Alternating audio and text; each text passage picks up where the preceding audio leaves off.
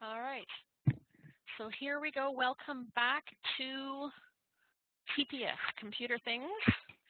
What I'd like to do really quickly first, before we go on with the new material, is a quick review of the chapter practice problems.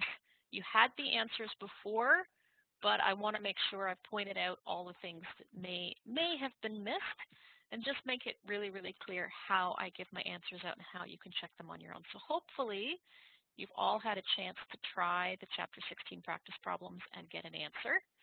We're going to do that first, and then we're going to be doing our new section of material. So I'm going to share my screen now that I have it set up. And I'm going to show you what the practice problem answers were and how I record things so that you can test them at home. So you're going to have Paul Little first. Paul Little had a balance owing. You should be double checking the last line of the tax return to see if he had the same balance owing that I got. And then I'm going to have a few other things that I'm going to say these are things you should look for. So I want you to look for whether or not an email address was entered on page 1. That suggests that Paul Little wanted to sign up for my account, so you want to make sure that he did. Then I'm going to say I want 4 lines of data entry for his T4 slip. When I say data entry, I mean numbers, just to make life simple. So you should only have 4 numbers. I'm going to show that in a minute. And then I wanted you to double check, did he get the same GST that I did?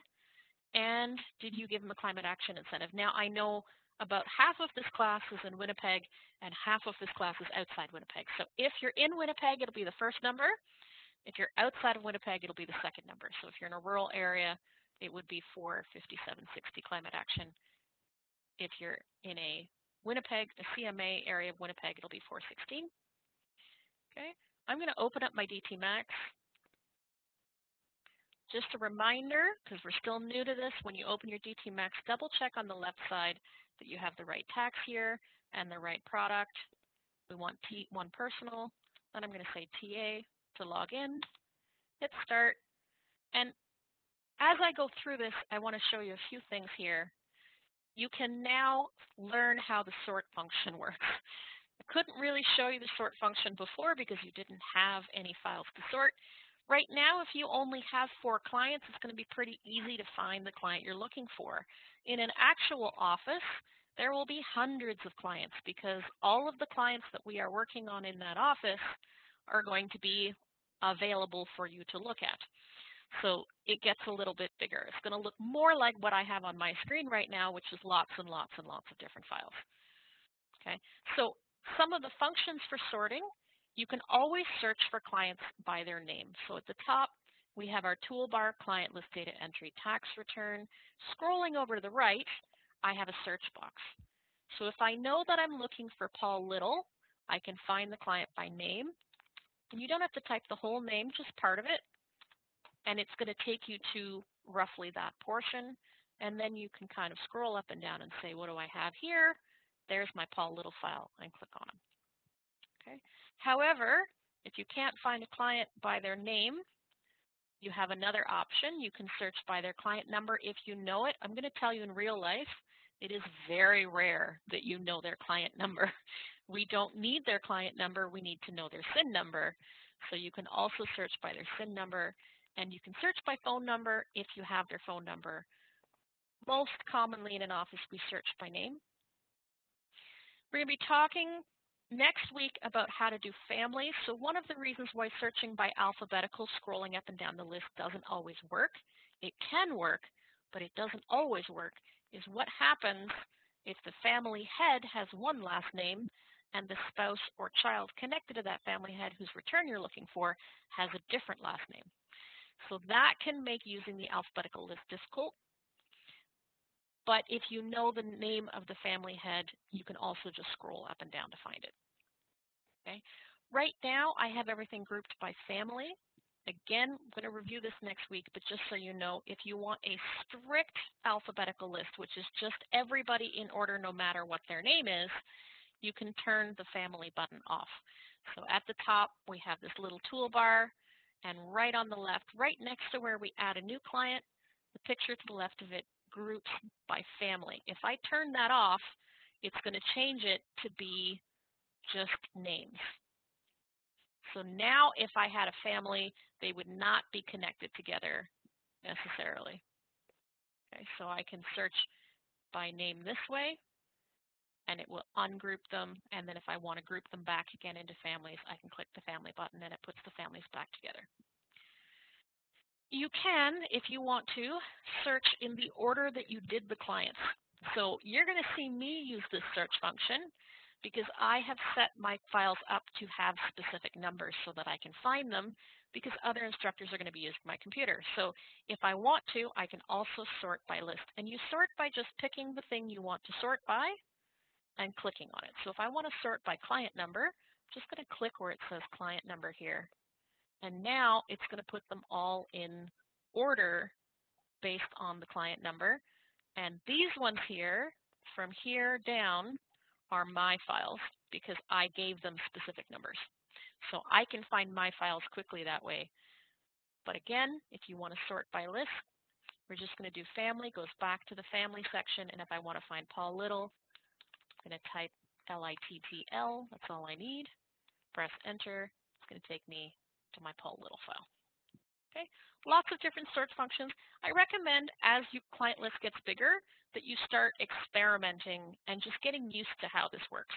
Because some of these functions, like I say, are slightly yet less useful in a classroom setting where you have at most 20 or 25 actual clients. And then when you get into an office, all of a sudden you have to be comfortable finding what you're looking for.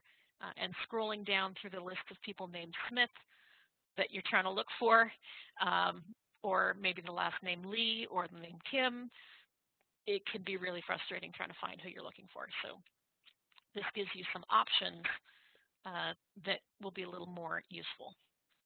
So I'm going to open up my Paul Little file, and I'm going to go straight to the tax return just to show you what I wanted you to look at. And for here, I want to make sure the balance is what the balance is. I want to check for the email. So I'm going to do that. Balance owing, page 8. You can use your thing on the left side. You can use your table of contents on the left side to find what you're looking for. So if I'm looking for T1 federal last page, I'm going to click on that, scroll down a little bit, and there's my balance owing. I know that mine matches because I'm the one who did it. You need to make sure yours. If yours did not match, now is a good time to tell me what is different, because we can take a look and troubleshoot. Okay. The next thing I wanted you to check for is that he had an email. He wanted to sign up for online mail. Did I make that happen? I can see that I did. Remember, we do not send data entry to the CRA. We send a tax return to the CRA. So you might think you put all the data entry in, but if it's not showing up on the tax return, you're not sending it. So I always recommend every time you do anything in DTMax, you want to finish by looking at your tax return and make sure your tax return says what you want it to say. All right, so those were the two first things I wanted you to do. 4 lines of data entry for T4 slip. What do I mean for that? For this one, I'm going to go back into data entry. And if I'm looking at my T4, I want 4 boxes with numbers. So 1, 2, 3, 4. Why do I not have a box 24 or 26? Just a quick refresher of what we learned last class. I have not entered box 24 or 26. Why not?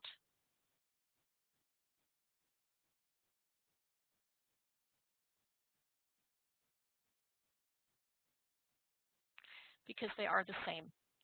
If they're the same as box 14, do not put them in. We are going to be testing you on this. So even though you get the right answer on the tax return, you will lose marks for not doing it in the right way. What about box 40? If you have a box 40, you can put it in, but you don't need to because it doesn't affect the tax return. Did he have a box 40? I will double check. So the thing that I wanted to make sure is that there was nothing in there that did not need to be in there. Again, I'm going to open up my Paul Little practice problem. He didn't have a box 40. I sometimes do put a box 40 in, and I will tell you why. If he had had a box 40, and he had a taxable benefit that was included in box 14. Let's say he had a box 40 that was $50. What probably would have happened in that case is that one of these two numbers would be lower by $50, usually EI. A lot of taxable benefits are eligible for CPP but not eligible for EI. So what I would expect to see in that case would be this. And that's why I would put the box 40 in his case, because in that circumstance, I would want to see why his EI was different than his box 14. So if I have a different number in EI or in CPP box 24 or 26, EI earnings or CPP earnings, and the reason is the box 40, I will put the box 40 in to show why I put that number into. Does it make sense?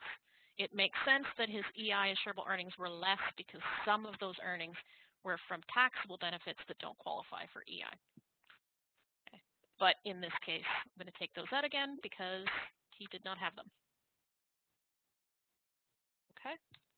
And we'll be going into more detail on that in this chapter as well. So put in things if you need them to explain what's going on. If you don't need them, don't put them in. Again, if you're wondering why not, I know I'm stressing this a lot, but it's very important. Very often what we do when we're typing really fast is we will do this, and then we will do this, and we didn't notice that we did that, and we should not have done that because it's going to change the tax return. And when you're looking for that type of mistake on a data entry, and you can't figure out why the return isn't making sense, it's really hard to find. And that's assuming you noticed it in the first place. So we can avoid entering mistakes by typing fewer things. All right. Other things that I wanted you to look for in this case, I wanted you to find his GST. Where that gets a little fun, you have to go looking for it. So if you go into your table of contents and you scroll down, it's going to be somewhere in the messy bit at the end. And this one you're going to have to search for because some other things that we do, you're going to notice as the returns get a bit more complicated, we start adding more forms, they get harder to find. But we're going to have a GSP estimated calculation. This is what I would be estimating for the client he would be getting.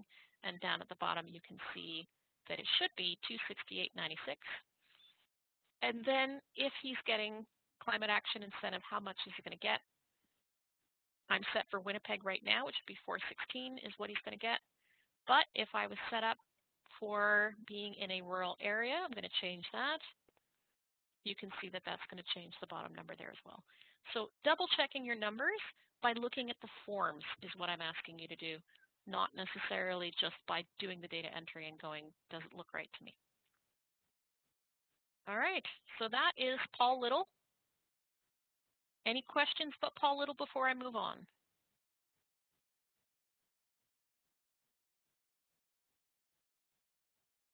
Especially important you get the right answer because we're going to be using this file again today.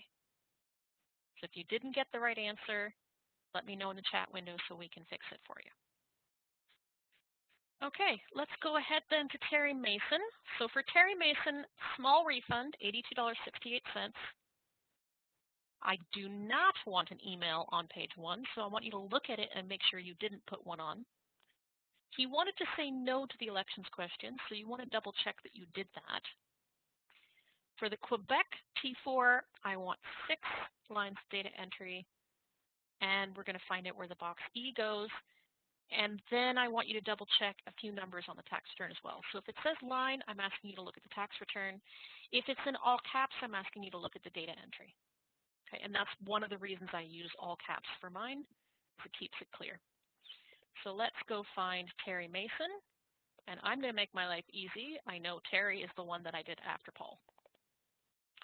I'm going to go into Terry Mason, I'm going to go to the final return, and I'm going to have $82.68. And then I'm going to go to the first page of the tax return, and I'm going to see that there is not an email address. Now, I want to point out to you, I've entered an email address. I collected an email for him, so it's there. I did not say email condition no, because the default is no. So I'm not going to add things if I don't need to, but I am going to collect the email, and then I'm not going to put it on the return.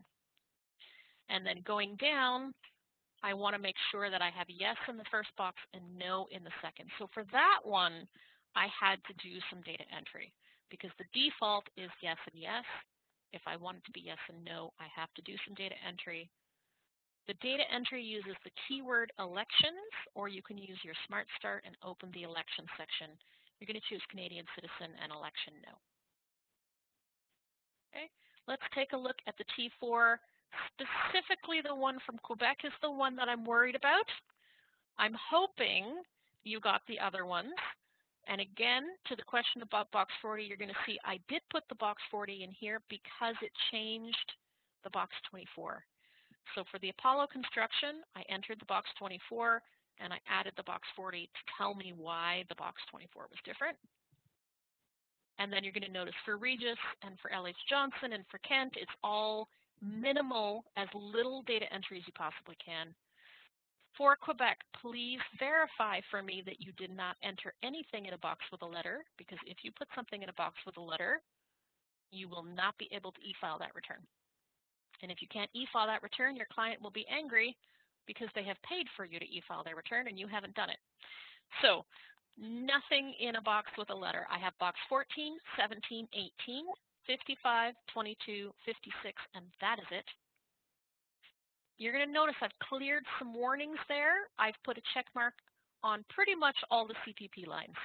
And that's telling me that with all of these T4s, the computer is going to have to do some extra work with CPP and Schedule 8 to see if there's an overpayment, because each of the employers did not know enough to accommodate the other employers. There's probably going to be some work to do for CPP or EI overpayments or underpayments. I know in this case it's CPP because I got warnings about CPP. Okay. Now I'm not finished because there is a box E that has to get entered. That's where I'm going to use installments and deductions at source. So if you're using Smart Start, it's in the installment and deductions at source line. If you're using keywords, it's other -FIT. I'm going to write down Clouston and Field Releve 1, box E, because if I have to go back to this file 3 years from now when they get an audit, I want to know where I got that number from.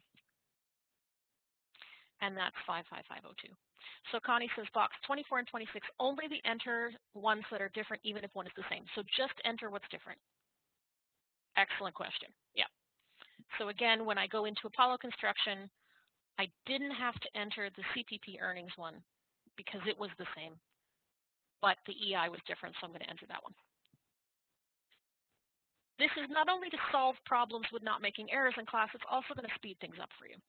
So if you have less typing to do, that's excellent. Our goal is to be accurate first and fast second, but fast is part of it. So anything you can do to make your life easier, go ahead and do.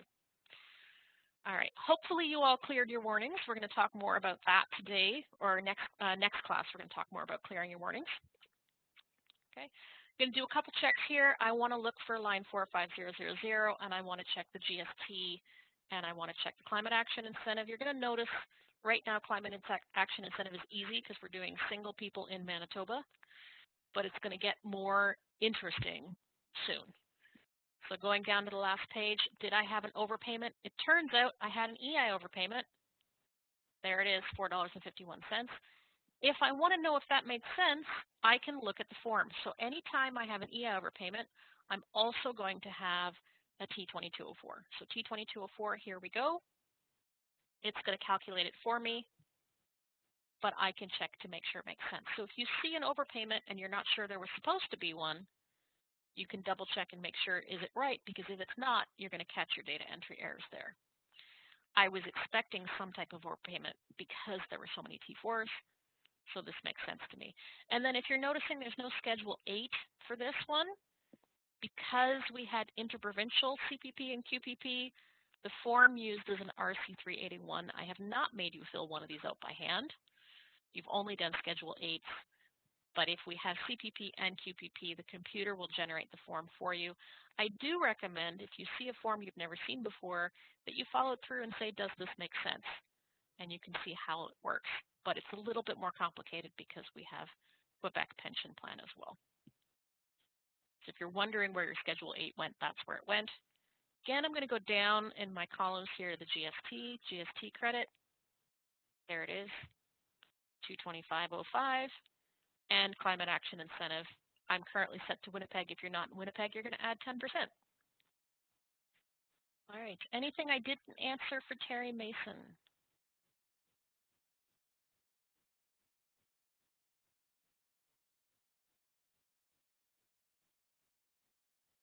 Okay, we've got two more. We've got Sylvie. Sylvie Casper. I have a refund for Sylvie. Why is it particularly important for Sylvie not to have an email on page 1?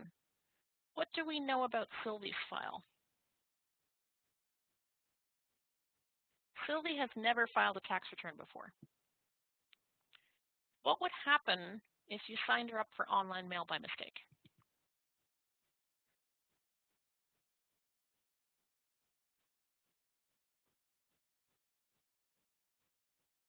If she's never filed a return, she doesn't have my account. To get my account, she needs to have a number from her first return that she filed. So she is going to get her refund, but she is not going to get notice of assessment, and she's not going to be able to get access to log into my account until she has a notice of assessment. So you have now created a frustrating red tape hole that she has fallen into that you can get her out of because you can access her notice of assessment once it is processed. But it can take time because we have to make sure that our authorization goes through, which can be difficult when it's the first year. We have to make sure we then get authorization, then we can give her notice of assessment, then we can give her the numbers she needs so she can sign up for my account so that she can sort everything out. So you have now created a scenario where your client is going to have to come back and see you to get what they need. So we're going to make extra sure that we did collect her email, but we did not. So collect her email, yes. Email condition, leave it blank. Make sure you have not signed her up for my account. Again, this is the data entry. For this one in particular, I would be going here and triple checking there's no email address. It's her first time. Now, if I want this one to e-file and it's her first time, what else do I have to do? So when I e-file, it's going to match to the records they currently have for her, which are none. So I have to tell the computer it's her first time filing. And this is difficult to remember because you're not going to see it on the return. It actually shows up in the data entry that gets sent. So when we do the e-file, we're sending it. If we were paper filing it, it wouldn't matter because she would be a first-time filer. So we're paper filing it, it wouldn't be relevant. But if we're e-filing it, that information is going to go to the CRA and let them know this is the first return you're seeing for this person. Okay? So to do that, we need other personal data, first year, and it has to say yes. Okay? I'm not going to get a warning about this because the computer doesn't know it's her first return until we tell the computer that it's her first return.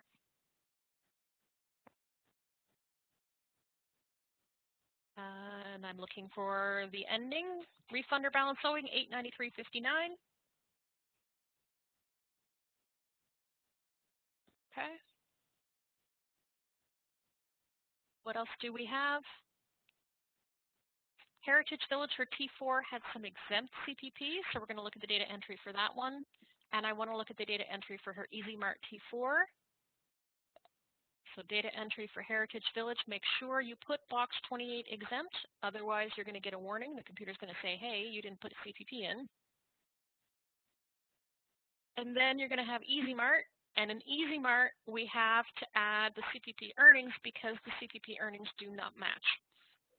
Since they don't match, we have to put that box in specifically. So for that one, you're going to have box 14, 16, 18, 22, and 26. And you're going to have to clear your warnings, so you should have a check mark on box 16. She had other employment income from distributing flyers. Make sure you've entered it as other employment income. Identify what it's from because remember, we're using this as our own records as well. So 3 years from now, if she gets an audit and they're asking for what's on that line, You're not going to remember Sylvie Casper, the high school student from 3 years ago, whose return was very simple, when you've done about 1,000 more returns between now and then. If you then go back here and you just have a number with no explanation in it, it's going to be hard to say where it came from. So put a little bit of detail in. Doesn't have to be a novel, but just a little bit going, where is that income from? So she doesn't come back and say, why did you put income in return that I didn't have? She's not going to remember 3 years from now that she did distributing flyers 3 years ago. So a little bit of detail. All right, what else do we have? Underpayment of CPP on Schedule 8, I want you to triple check that that happened, because if it didn't happen, you get the same answer on the return, but you would have given the CRA the wrong information, which can cause a problem for her, because they're going to be matching the T4 from the employer to what she had, and they're going to say, that doesn't look right to me. They will fix it for you, but I like to make sure that I know what's going on. So whenever I have 2 T4s and I have a high school student, I just want to be careful that I did my data entry right. So if I go to my Schedule 8 and I go down to the page with the calculations, I can see that her required contributions were $176.04. Her actual contributions were $160.16. She has an underpayment. I can now tell her she has the option of filing a CPT 20 if she wants to pay the extra, or make sure her employers in the future take a little more off. Okay. What else did I want you to look at? GST and climate action incentive. So when she files her return, the very first thing she's going to get is her refund, which is $893.59. Then the next year, over time, she's going to get another $239.94. And it's going to start in October based on birth dates. So $239.94, and then climate action incentive, she's going to get another $416, except she's not going to get the full amount because of birth dates. She's going to get half. So estimated climate action incentive is $416, except who's going to get the other 2 parts of it? Probably her parents. Okay. So that's why I always say take a look at the slips, so when you give information to your client, they know what to expect. So she's going to get quite a bit of money after she files a return, which is good, but she's not going to get it all at once. And she's new, she's never done this before. You can let her know what to expect. All right, I want you to notice, for answering yes to the Elections Canada question, the computer did the data entry for me. I did not have to do anything, so I have not entered anything under elections. There is no elections section of data entry in my answer. All right, and we have one more, which is Ashley Bennett. Ashley Bennett is not a Canadian citizen. Ashley Bennett has a T1135. So I'm going to be asking you for some detail on the T1135. I want to make sure you have cleared your warnings. So I want to make sure you know how to clear your warnings. We're going to talk about GST and climate action incentives. So let's do Ashley Bennett. Okay, couple of things here. Elections, you have to pick not a Canadian citizen. And then T1135, in this case, we're going to do simplified for her. And we're going to do real property United States and 0 and 0. Clearing your warnings will include entering zeros, so you have to put the number 0 in the income or the gain or loss, or you're going to have warnings. And you have to have a check mark at the first line to tell the computer that you have filed the T1135. So we're in our imagination going to do the whole return, go and get a warning, look at the return, make sure the T1135 looks correct. Then we're going to submit it. Then we're going to go back here and we're going to put a tick box so the computer knows that we submitted it. All right, what that's going to look like on your notes and diagnostics. And remember, you should be looking at notes and diagnostics every single time. The first thing you do and the last thing you do. So when you first generate a return, look at notes and diagnostics. When you finish and you're about to file, look at it one more time. Okay, so this says you answered yes, and then this says make sure you submit it electronically. So it's going to remind you to do it. Okay, I don't have any other warnings that I need to worry about, but it's going to remind me again that I need to send it again. So there's lots of reminders because lots of people forget. All right, looking at her first page, she is divorced. And I have entered no for the Elections Canada question. And I have entered yes for foreign income verification statement, specified foreign property. And I now have a T1135. So T1135, you should have individual Ashley. Make sure you selected individual code 2. The email or the mailing address should be filled in correctly for you, as well as the year. You should have picked simplified, which allows you to do the first box. Then you're going to have picked real property is the only one that you have an X in. Make sure you have at least one box selected. You can have more than one, but you need at least one. In her case, USA is the country, and then 0 and 0. When you print this return, she's going to have to sign this, and we're going to keep a copy in our folder. Okay. What did she have? She had a refund of $686.32. I want you to notice her GST only because she is not getting it. So if you're looking for a GST, it isn't going to be there because she's not getting it. If you did it correctly, she's not getting one, you'll have climate action incentive there. So this is just a reminder of the computer will give you what it needs or what it thinks you need, and it won't put information that's not relevant. Right. Any questions about the review?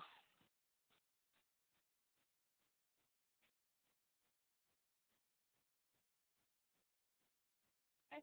We're going to take a 5-minute break because we've been going pretty much straight on. If you haven't got Paul Little done or you didn't get the right answer, now is the time to get it fixed. So just a quick 5-minute break. We're going to come back at 10:10, and then we're going to jump into the new things for today's class.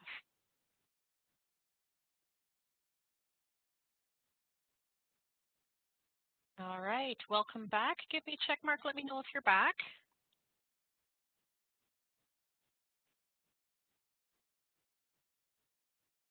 Still waiting for a few more people. There we go. All right, so what we're going to do now, we're going to jump into our new chapter. We're going to start talking about some of the other types of deductions that we're going to see related to employment income. So that's what we're doing today.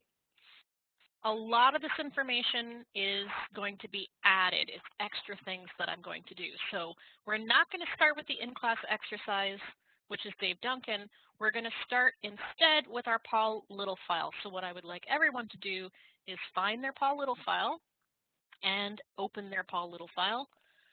And we've already confirmed the balance, so we all should be starting with the same clean slate, but just a quick reminder what the balance was for Paul Little is a balance owing of $2,161.73.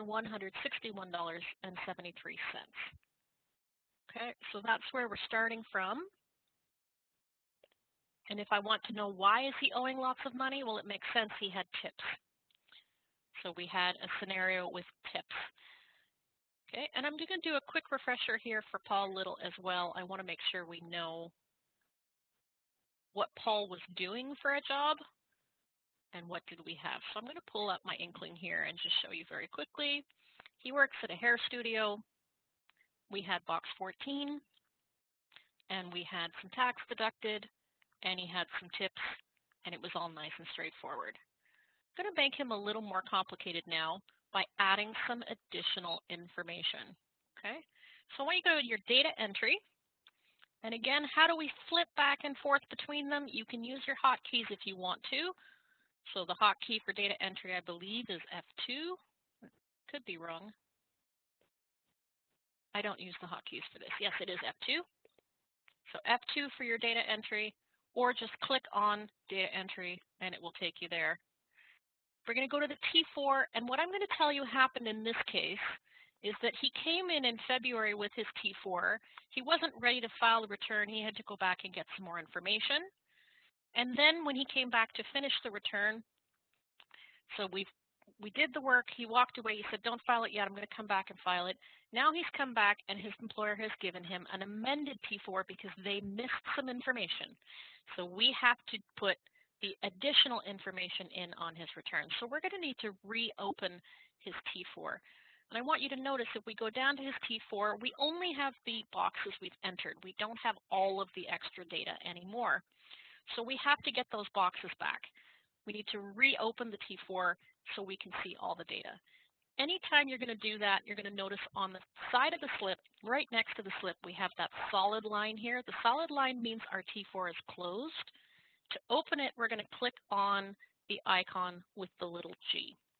So if you click on the icon with little G, you're going to get your data entry boxes back, and you're going to see now we have a dotted line so we can see all the extra things.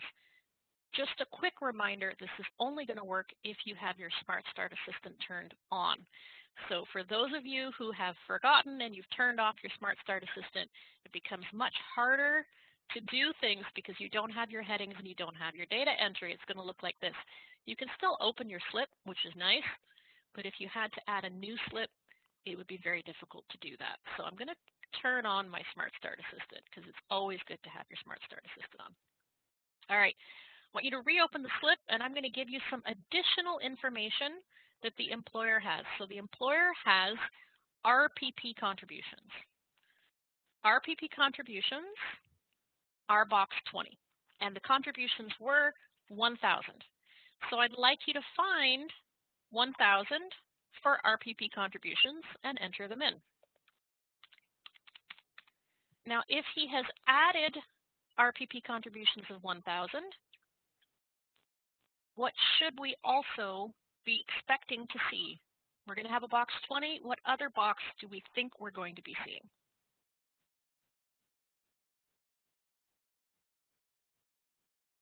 If he added to his pension, he needs a pension adjustment.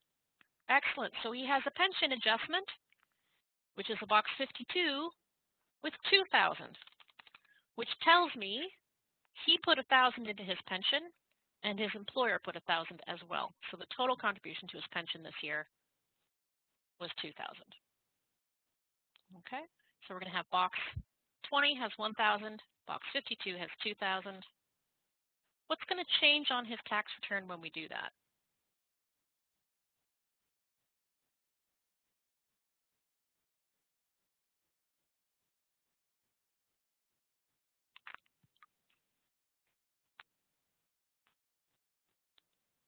Well, if I go to the tax return, what do I see?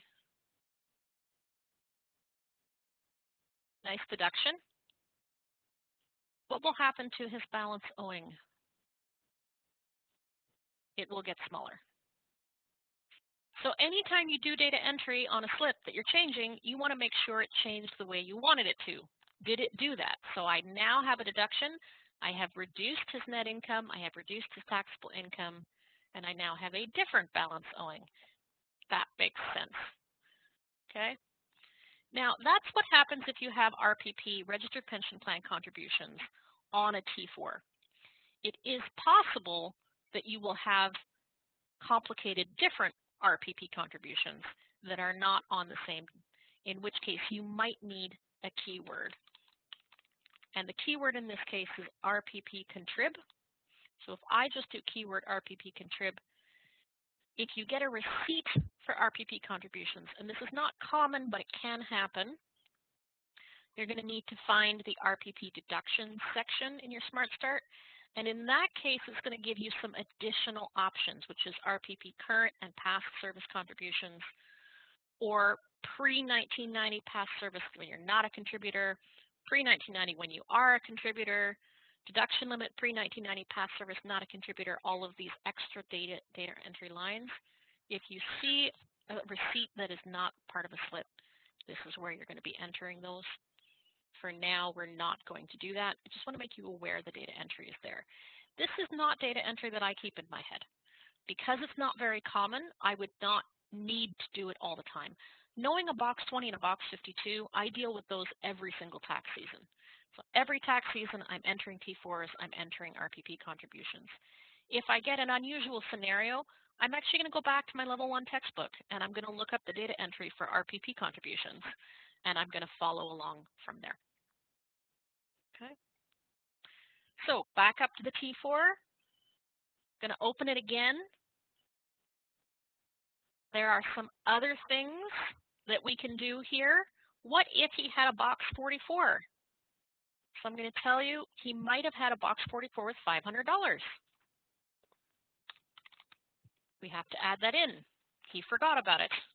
or his employer forgot about it. What have I added now?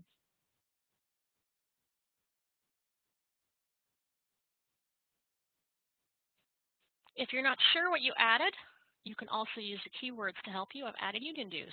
He had union dues, so I have a deduction for union dues. That's how we enter union dues if they're on the T4. But sometimes you have union dues that are not on a T4. So if I have union dues not on a T4, I still want to put them on my tax return.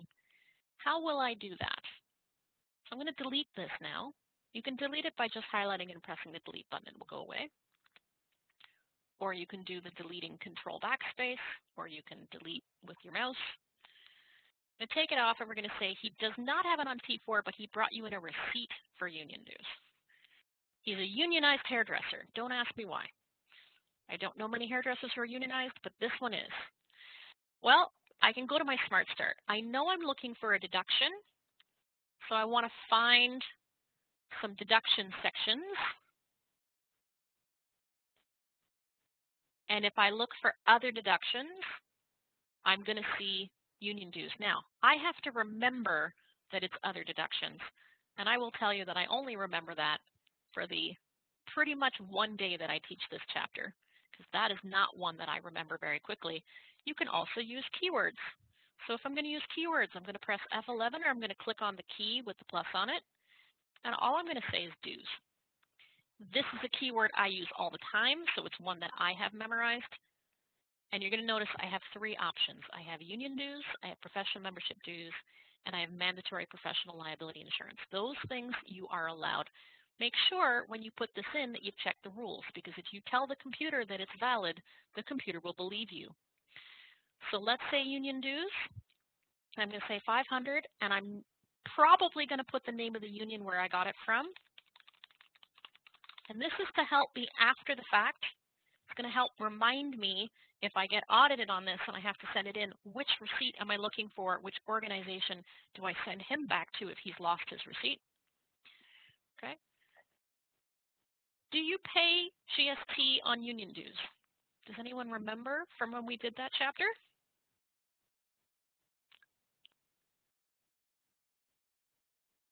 No. So I'm not going to pick GST credit, because I'm not going to refund his GST that he did not pay because he didn't pay GST on it. You'll know that from the receipt, so that will be the easy thing. The receipt will have an amount and it will not have GST on it. If I do this, where will it go? Well, I'm going to go to the tax return. I'm going to go find my deductions line, and I now have union dues. And again, when I'm here, if I want to know what I put on that line and I can't remember where I got that number from when I'm looking at the tax return, you can double click on most of the lines that have breakdowns in them, and it will take you to the worksheet and it will tell you which dues. So these were dues not included on a T4 as compared to dues that were included on a T4, which will go up here. So again, if I'm getting audited and I have to find things, I can go to the tax return. The tax return is just going to have union dues on a line number. But I need to know, am I looking for a T4 or a receipt to prove those union dues? This is going to tell me. All right. Now, what if, in addition to union dues, he also had a professional membership fee? In real life, can you claim a professional membership fee for a hairdresser on a tax return? He is the member of professional hairdressers. He pays them dues every year. In real life, no. So when you have a receipt, you have to decide if it's going to go on at all. For today, we're going to pretend that there was recently a law passed that said in order to be a hairdresser, you must be, by law, a member of the hairdresser's professional organization, and he has to pay dues to them. So if you have that, you're going to have a second dues option down here. And this time I'm going to pick professional membership dues. And I'm going to tell you that it was $157.50. And it was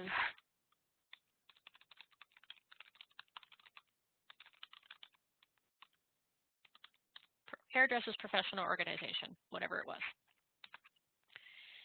This one, he had to pay GST for.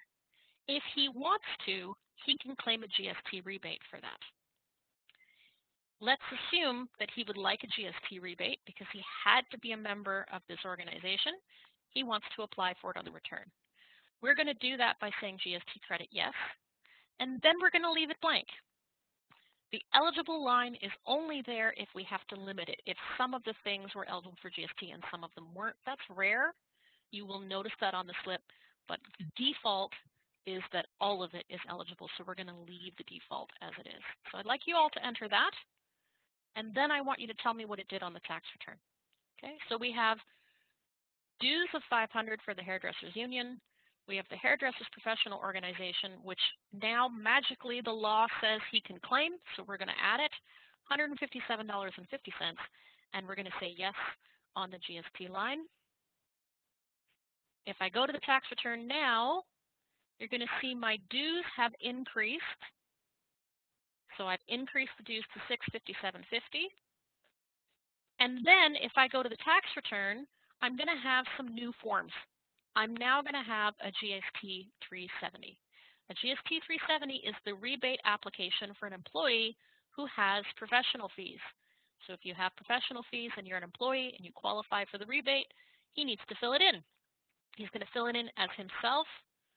It's $157. He's going to get an extra $7.50 refunded to him on the rebate line. And if I go to his tax return, I now have $7.50 refundable. What does he have to do next year with that income? He is going to get a GST rebate as part of his refund. What does he have to do next year on his tax return? He has to claim it as income. Good. And if you're not sure where he would claim it as income, it is other employment income. So next year, not going to do it for this year, but I'm going to show you for next year, I'm going to go in here and I'm going to find my other employment income, which I already have a section for because he had tips. And I'm going to have a GST rebate next year. At this point, I would put a note in the file so that I know next year to do it, but I will teach you that next class because we're going to have enough things to learn today. Okay, so I'm very quickly going to probably put a note in, and I will teach you that for next class. All right, so we now have done dues. You can do dues, you can do membership dues, you can do professional fees. It is important if you are adding a receipt for dues and you have a T4 for dues that you don't double enter. And it is important to remember that you do not actually have union or GST on union dues. So if you have union dues entered as a receipt, do not pick yes for the GST rebate. Don't do the rebate automatically unless the client wants it. So if they want it, they need to know that they're doing it. Okay, so what do we have now? We've added some deductions. If I go to the tax return, I now have a $1,000 deduction plus a pension adjustment. It is important that you have the line 20600 because it's going to affect his RRSP limit for next year. So we want to make sure we have that. We're going to have his deduction, and we're going to have union dues, and we're going to have a GST rebate. We should now have a different balance owing, and I'm going to ask everyone who has that balance owing to give me a green check mark. If you have a different number than that, give me a red X.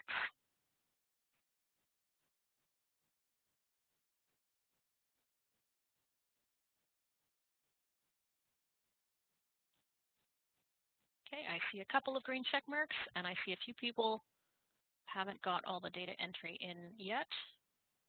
If you need me to refresh anything, let me know. And otherwise, we're going to go ahead.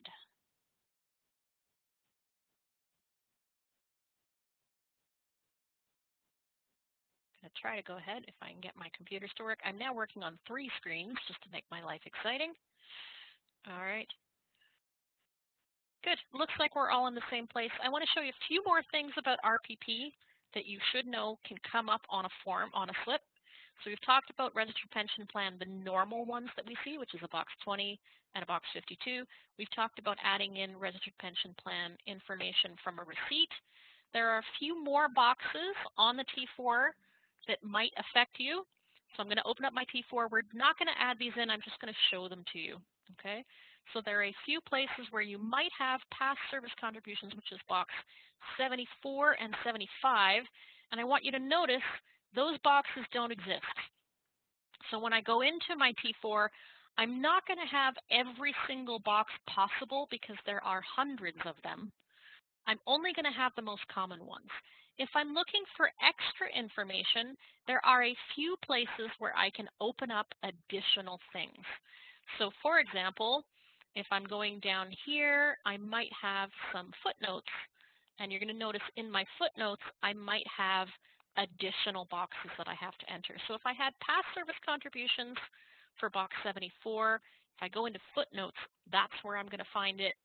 If I go 75 under footnotes, I'm going to find it there. Okay. I might have a box 32, which would be a T4A slip. I haven't showed you how to do T4A slips, but if we had a T4A slip, you might have a box 32 or a box 126 or a box 162. I'm going to show you those. I want you to remember that footnote section on your T4 because it does come up and we do use it. So anytime you can't find information, look for notes, look for any number with a plus, and you're going to see extra things. So if I open up a T4A for you just to show you this here, I might have RPP past service contributions on a T4A, where I might have a 32, a 126, or a 162. They'll all be included in box 32, and then I may have additional information with 126 and 162 there. And then finally, we still have, if it's on a receipt and it's not on a T4 and it's not on a T4A, we have keyword RPP-contrib. And again, that's one you're going to look up when you get to it. Okay, so I'm going to delete my T4A because we're not going to use it now, but I want you to see we do have that option for RPP, complicated scenarios where you have a contribution related to previous income. All right, let's go back to the T4 now. Lots of jumping around. I'm going to open up the T4 and I want you to see what else is in the footnotes section. So we're going to do a quick walkthrough and then we're going to make Paul turn into a very exciting person. So a couple things here you're going to recognize right off the bat. You're going to recognize the Canadian Forces personnel deduction. And you're going to recognize security options deductions. And hopefully you're going to recognize volunteer firefighter exempt amount, box 87. So lots of boxes that are occasional things that we have dealt with in chapters 2 and 3 in our theory. You're going to find places for them here. We're going to talk about a whole bunch of them today. Okay.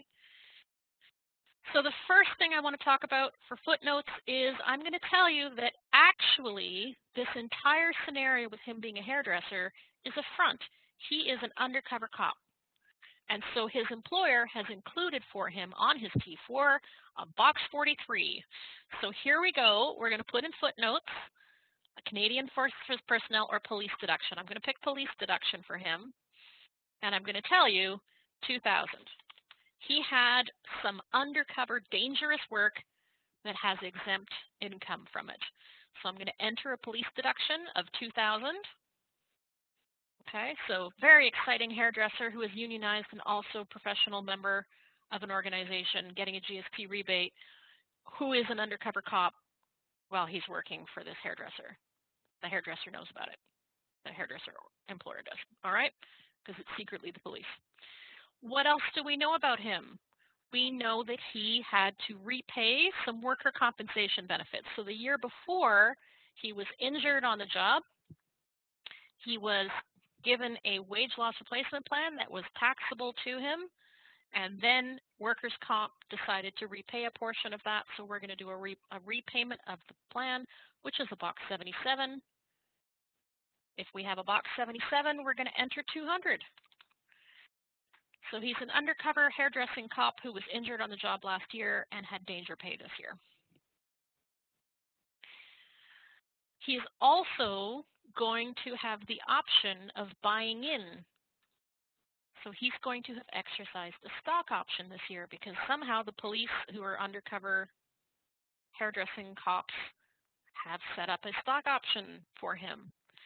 So if he has a stock option, we have some boxes that we need that are already here. So the amount of the stock option is going to be $3,000. That's already included in his box 14, so I'm just going to put it in for my use so that I know that that is something that happened that year. And then we're going to find out how much of that is exempt. Usually it's 50%. In this case, it's 50%. I need to add a box 39. So where is box 39? Also in the footnotes. Everything I'm doing up till now is in the footnotes. If you have a box 39 or a box 41, you're going to have a footnote, and it's $1,500. I have just added a whole bunch of information to his return. So let's take a look at what that did. I'm now expecting to see nothing related to box 38 because it's already included in income, but I'm expecting to see a police deduction, I'm expecting to see a repayment, and I'm expecting to see a security options deduction. So I'm looking for deduction numbers on the tax return. I'm going to be looking on the pages that have the two numbers. What do we have? Well, we already did registered pension plan, union dues are there. Then we have his repayment. The repayment, the $200 repayment, is on line 22900.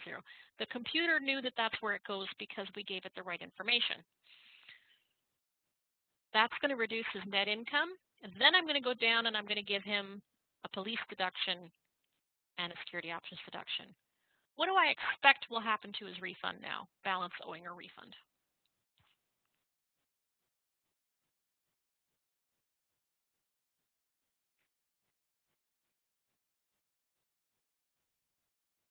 I'm thinking it's going to get better. And it did. He hasn't made it all the way to getting a refund now, but we have cut a big portion of this balance owing down with all of the data entry that we've done. So you should now have a balance owing of 66753. If you do, give me a green check mark. If you have a different number, give me a red X.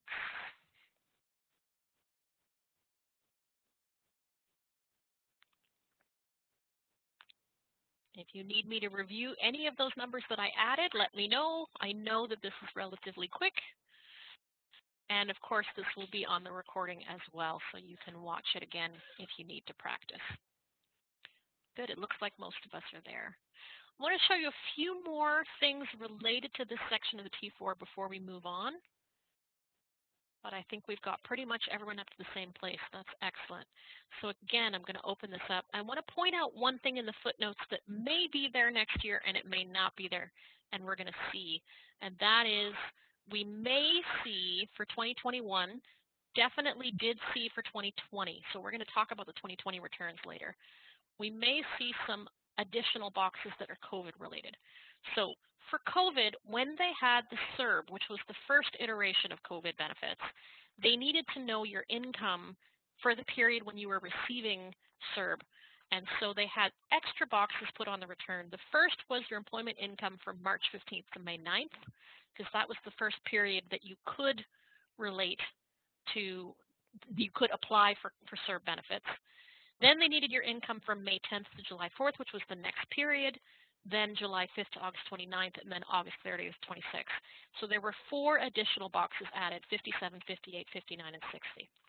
Okay. We do not have to enter them, but for 2020, you might choose to enter them just to keep a record in your computer of them, because if your client is having issues with having to repay CERB that they think they didn't have to repay or whatever, it's helpful to have those numbers. For future years, we're not expecting to see those boxes anymore. So those boxes existed for the 2020 taxes, and for 2021 and ongoing, we're not expecting to see them on our 2021 slips. Okay. A few other things down here that can affect the return. You might have fishing income. If you have fishing income, you can't do that return.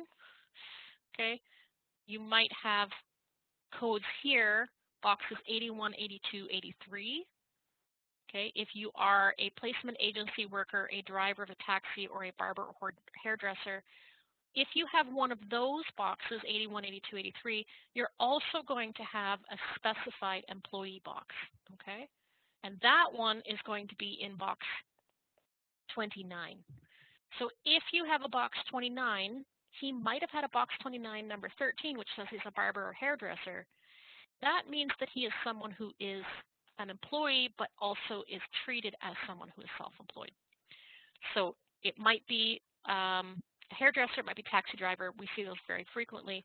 If you have a box 29 with a code in it, so 11, 12, 13, and 17 are the ones you might see, you cannot do that return because now Paul has to do a business statement. So if you have anything in those boxes, you'll have a box 29, you'll probably have a corresponding footnote box, and you can't do that return. You have to give it to a specialist who does business returns, and that's for H&R Block, it's going to be level 4 or higher, so quite a senior associate in that case. So I'm going to take this one out, but I just wanted to show that one to you. All right, any questions about what I have done up till now?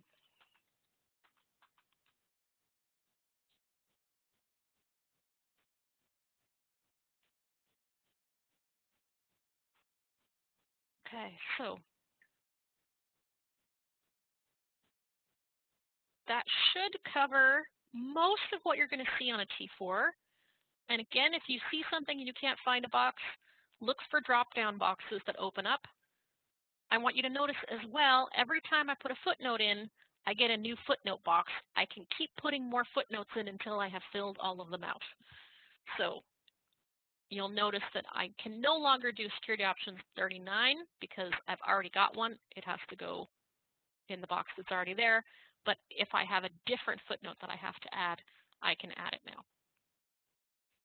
Okay. I want to talk about volunteer firefighter amounts next. So remember, volunteer firefighters might have some exempt income. If they do, it's in box 87. You do not need to memorize box 87, but you have to be able to look it up in the book or on the T4 slip. If it's in box 87, it is not going to show up in income unless they are eligible for the volunteer firefighter amounts. So we're going to spend a little bit of extra time on the idea of volunteer firefighters and how the defaults for the computer will affect your return. Because this is one of those times when you put data entry in, you're telling the computer more things than you think you're telling them. And you're not going to know what they are just from the data entry. You're going to have to go look at the return. So I'm going to give you a couple of different volunteer firefighter scenarios. All right, so to enter this, you need to enter the employer's name and then the box 14. We're going to do this. I'm going to tell you that on the side from being an undercover police officer, hairdresser with security options deduction, he also is a volunteer firefighter. Really excellent guy, works very hard, spends a lot of time volunteering. He's going to get a second T4 in this case. So I'm going to go down and I'm going to open a new T4. Now you may choose at this point when you're finished with one, closing it just to make it the screen a little bit easier to read, but that's up to you. I'm going to say that this is, for me, the Winnipeg Fire Department, which has turned into a volunteer organization. I have to have a number in box 14 or my computer will not let me go on. So if I have a T4 and box 14 is blank, I have to enter 0. This is one of those things that is just because our program is designed to have something on the first line. So in this case, I'm going to tell you that he has a T4 slip with 0 in box 14, or box 14 is blank. And then he's going to have, what did I say? He's going to have how much income? He's going to have $1,000 in a box 87. So I'm going to find my box 87 in the notes. It's going to be volunteer firefighter exempt amount, 1,000. Okay. If I didn't do this, if I left it out, I'm going to get a warning. And the warning is telling me the first element cannot be blank, and it's not going to let me generate a tax return. I'm stuck until I do something. So now I have a T4 with nothing. It won't let me put anything in unless I fill in box 14. So here I go. I have to put something in that box. I'm going to put 0, or it's just going to be blank, and I'm going to get a warning. What do you think the computer will have done to his income? Remember, box 14 was $36,150. If I go to the tax return now, what is his income now?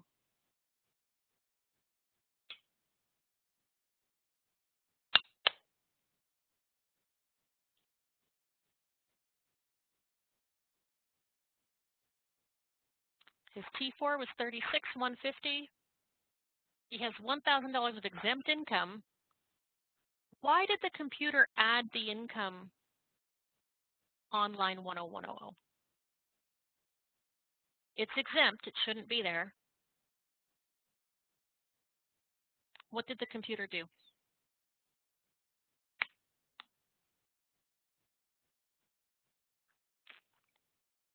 I will give you a hint.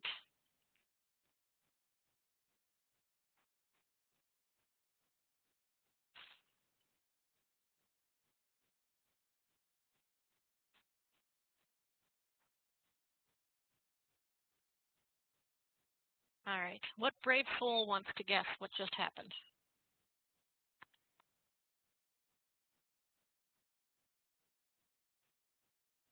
The computer decided to give him the volunteer firefighter's amount. What does he have to have done to get the volunteer firefighter's amount? At least 200 hours. The default is that he did. It's going to assume he did 200 hours, and then it's going to calculate for you whether it's better to have the credit or the exempt income. And in this case, it decided it's better to add the income and give him the credit. And it did all of that without you asking. What if he didn't work 200 hours? Then what? Well, I have to tell the computer that he didn't. So for that, you need a keyword, or if you go to your Smart Start, you're going to find an option there, if I can find where it is. Again, this one I don't know right off the top of my head because I don't do it very often. So I will find it the easy way for me. I'm just going to type in volunteer. All right, it's on the section underneath the T4. You have the option for volunteer. And then you're going to say not eligible. So the default, if you have exempt income from volunteer firefighter amount, if you use the footnote on a T4, the computer will assume they did 200 hours and you have to tell it if you didn't. So if I say not eligible for the volunteer credit, again, the keyword is volunteer. You're going to find it directly underneath the T4 section. So if I take this out, you're going to find underneath my T4, I have volunteer, not eligible. Now, when I go to the tax return, you're going to see there is no volunteer firefighter amount. And you're going to notice two things.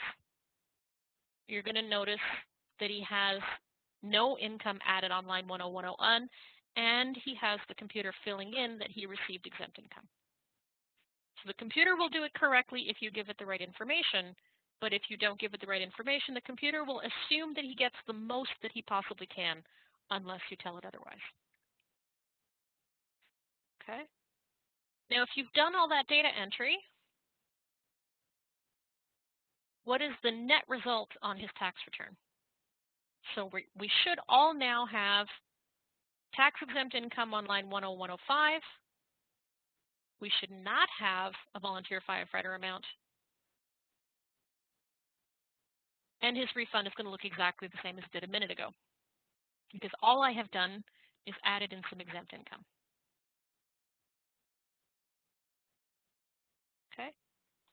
If you got that far, I'm going to show you the other thing that can happen. Okay, if you missed that, I'm going to go through it again. So what I've done is I've added a T4 Winnipeg Fire Department with 1,000 exempt income, and I've made him not eligible for volunteer credit because he didn't do 200 hours. On the tax return, his refund or balance owing has not changed, but on the income page, I have added some exempt income, and that's it. Okay. If you got that far, we're going to change it all now. So what I'm going to say this time is what happens if he didn't have exempt income. So if all the data entry you just put in, I want you to delete it. So take out the part that said volunteer, take out the part that said the T4. You can select the whole T4. I'm just going to remind you how to select a whole T4 because I find most people find that helpful. Find your T4 that you want to delete. Click on the bottom, hold Shift down, click on the top one, and then you can delete it as a unit. Delete marked keywords or press Alt backspace. What if he didn't have any exempt income, but he was a volunteer firefighter for 200 plus hours? In that case, how do I tell the computer that he was a volunteer firefighter and he did 200 hours? What keyword do I need to tell the computer that?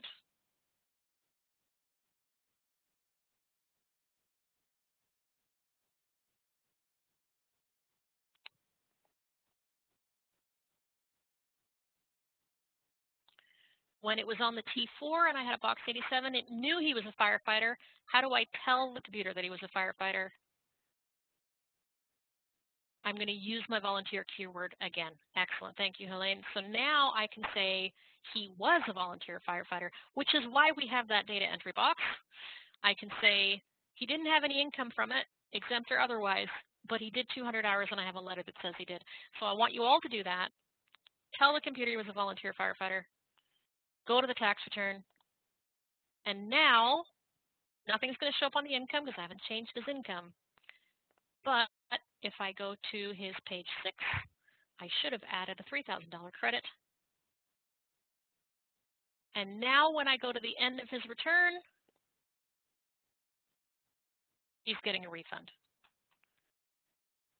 So for everything he did, he was a hairdresser. He got tips, which meant he was going to owe money, but then he had a registered pension plan, and he had union dues, and he had professional dues, and he's getting a GSP rebate from that, and he had a repayment of his wage loss replacement plan from workers' comp, and he is a volunteer firefighter, and he had a stock option, and he was a police officer with danger pay. All of those things in this one file. Refund of $106.47. Now, in real life, if Paul Little came to you with all of this stuff, I hope you would ask him what's going on, because this does not make sense.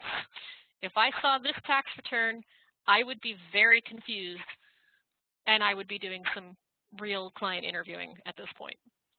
But for the purpose of showing you everything I wanted to show you, I hope that that is helpful. So we get to practice it on the Paul Little file. Okay, so the next thing we're going to do, if we got that far, we're going to go ahead now. I'm going to find my cursor here. We're going to go on and we're going to do how to do carry forwards from an old year to a new year. So for this section, I'm going to ask everyone to find their chapter 17 now. Feels like we've taken a really long time to get to our official in-class exercise, and we're going to do our Dave Duncan file. Okay. So for Dave Duncan, we have some information. And again, I'm going to be adding a whole bunch of things, so make sure you're following along as I do this. We're going to start with 2020, because what I'm going to tell you is for Dave Duncan, he did not do his return last year. He's coming in to do multiple returns. So he needs to do his 2020 return first before we do anything else. So what I'd like everyone to do is change your tax year. Now there's two ways of doing this.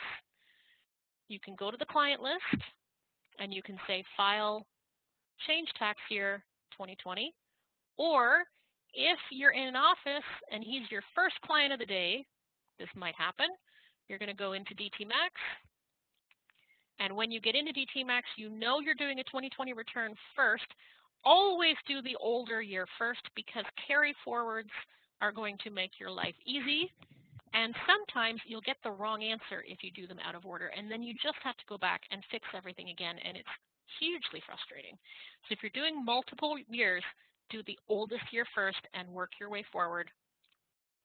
We're going to go in and do 2020 for him first, because he wants to file his 2020 return with us now. I'm going to say yes. You're going to notice it now says 2020 in the right corner. And to make life easy for all of us, I'm going to do a split screen. So just a reminder, for split screen, you're going to restore down. That's up at the top of the screen. And then you can move your window over and you can drag it out to where you want it to be. And then for my DTMax, I'm going to do the same thing. I'm going to restore down. I'm going to highlight the top section, drag it over, make it bigger. And, oh, click on the wrong thing. Too many windows open on my computer. There we go. Drag it down. And I'm going to close my table of contents so I can see Dave Duncan. Okay. So Dave Duncan has come to you to do his 2020 return. We're going to enter his personal information for 2020. So I'm going to add a new client for him. You should not change your client number, but I am going to. We are in chapter 17. Okay. And we're going to select whatever we want to select off of our Smart Start. We're going to do Duncan, Dave, SIN number. So you can all work on this at the same time as me. February 1st, 1987. He was separated. He was in Thompson. If he was in Thompson, what CMA is he in? CMA Winnipeg or not? Not. Thompson is not close to Winnipeg. I have a friend from Thompson, so I know this. All right, I need a phone number for him. I'm going to put that in. I need an email for him. I'm going to update that. He does not want to sign up for online mail. He wants to leave the elections questions the way they are. He is a Canadian citizen. I need a mailing address for him. It's going to be 85 Public Road. I want you to notice my default is Winnipeg. I'm going to have to change it for him because he has come down to Winnipeg to get his taxes done. Postal code is going to be in. My warnings are clear. I'm going to triple check that his mailing address is correct. Then I can enter in his T4. Okay. Placer Explorations is the employer. I have a box 14. It's in Manitoba. I have a 16. I have an 18. I have a 22. 24 and 26. I'm not going to enter. Why am I not going to enter them?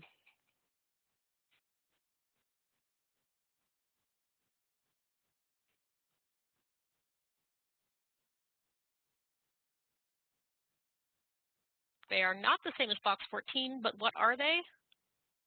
They are the maximum for 2020. You're going to notice they're different than the maximum for 2021, so you might have had to look that up. But I can tell you, because I have done 2020 returns, they are the maximum for 2020. I do have a box 44. I'm going to put that one in. And that's it. Make sure my warnings are clear. Do a tax return. And get to the end of the tax return, and we're going to take a break there. So I'm going to give you another 5-minute break. If you're not finished, work on it. And when you come back, I would like you to put in the chat window what your result for his return is. So we're going to take a break. I'm going to say until 11:05.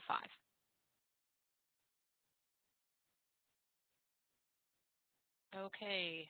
Hopefully you are back from break and you have the same answer that I have, which is $889.73. You're going to notice a few things on the 2020 return that are different than the 2021 return. So things you might notice, climate action incentive in 2020 was included in the refund. So for 2020, he's going to have part of his refund coming from climate action incentive. And that's why having the CMA correct is actually going to change your answer.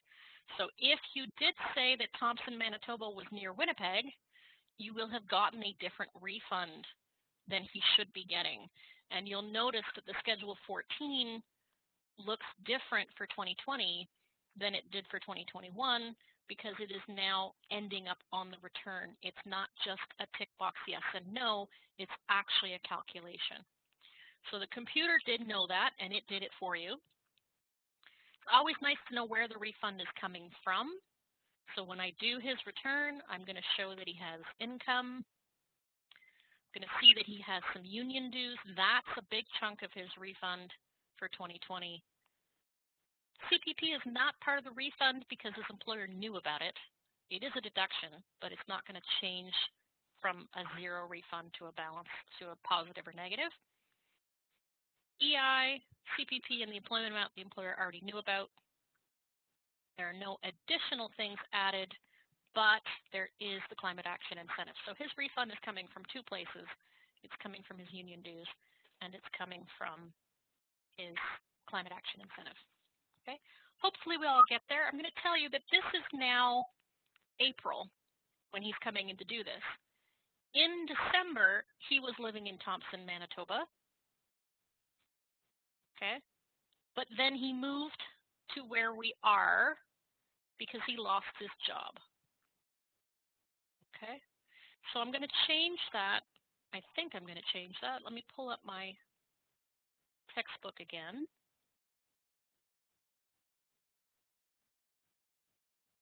So he was at 85 Public Road. Then he moved to Manitoba because he didn't have work. He wanted to move to where you are now. So now he's going to come back in 2021, and he wants to file his 2021 return. So we already have his 2020 return done.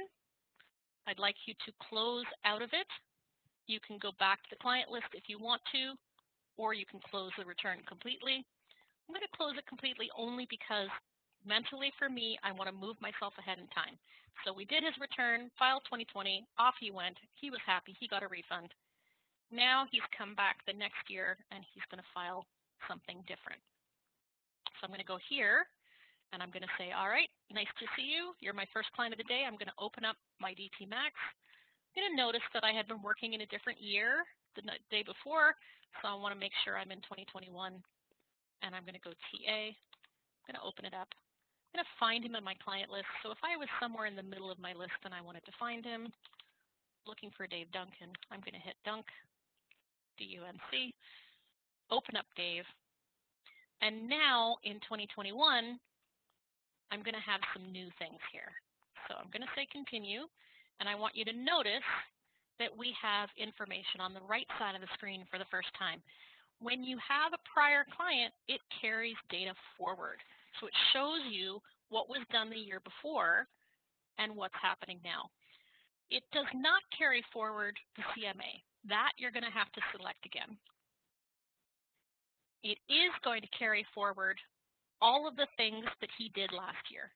And you can change what you see on the carry forward side. So I want you to notice we've been using the left side of the screen for our data entry. That's the screen called production. Production is everything that's going to end up on the tax return or everything that we want to save as our official copy of things. So production is the return we're working on for data entry. On the right side, we can change to see a whole variety of different information. We can see carry forwards. So right now it's set for 2020. It wants to see everything from last year. We might want to see carry forwards.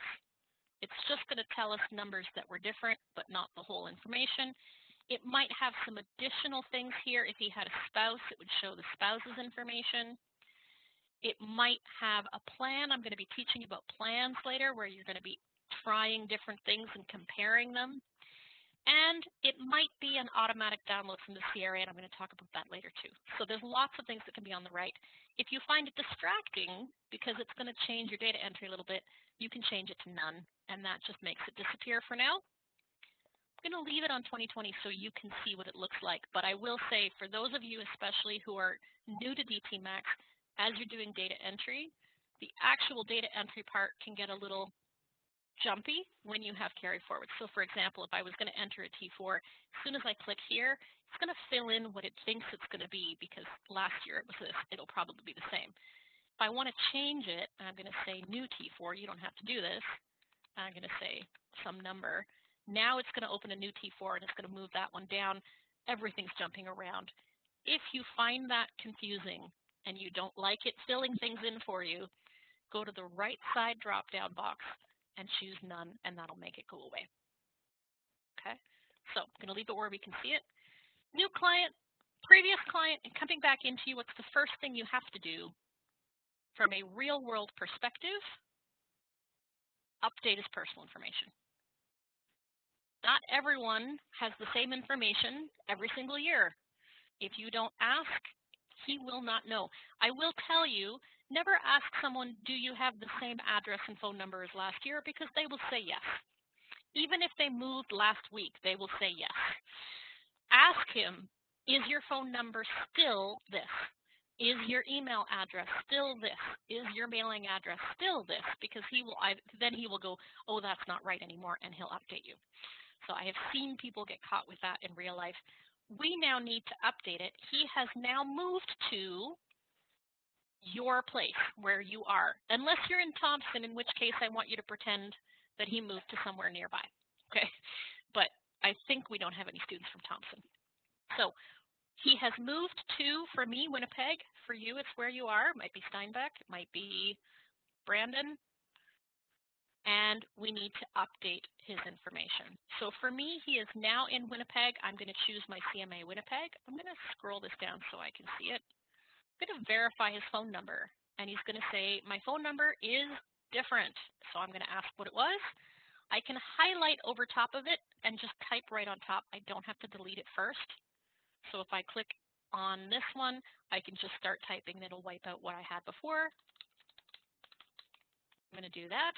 I'm going to ask him, is your email address still d.d@simpatico.ca? He's going to go, no, I was hacked and I got rid of that one and I got a new one. Great. What's your new email address?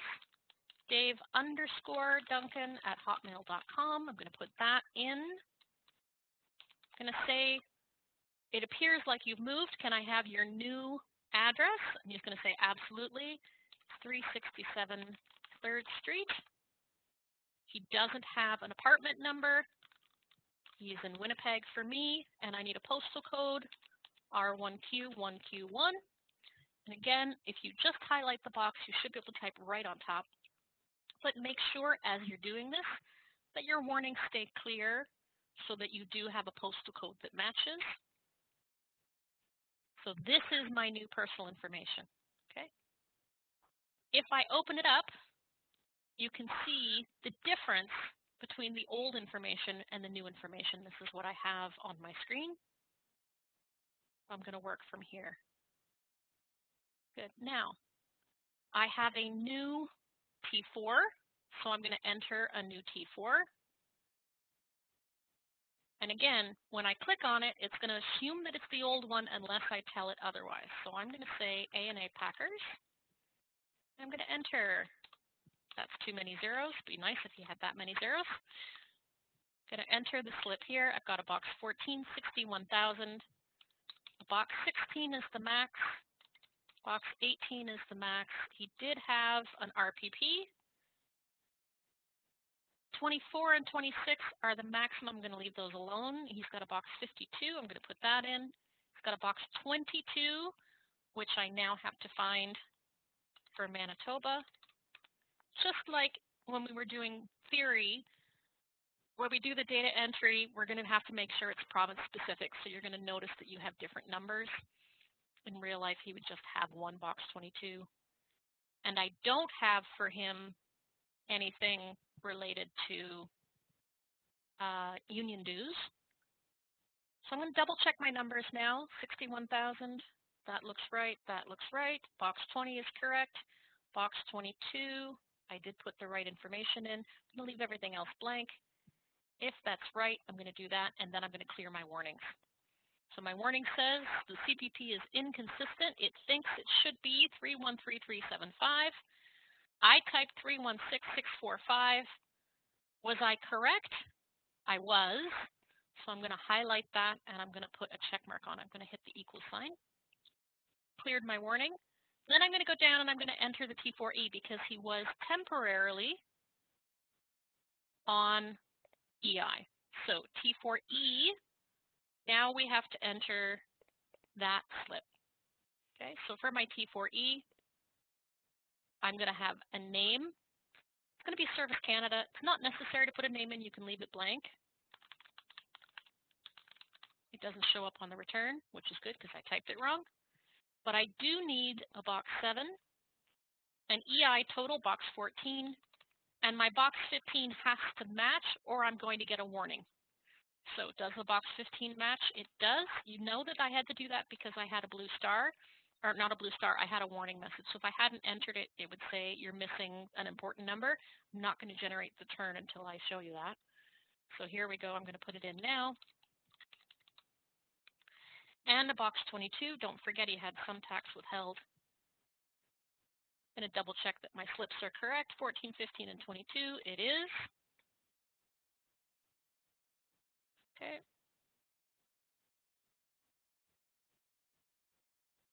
I'm going to stop there and ask you, what do you think his tax return will look like now? Do you think he's going to have a refund or a balance owing?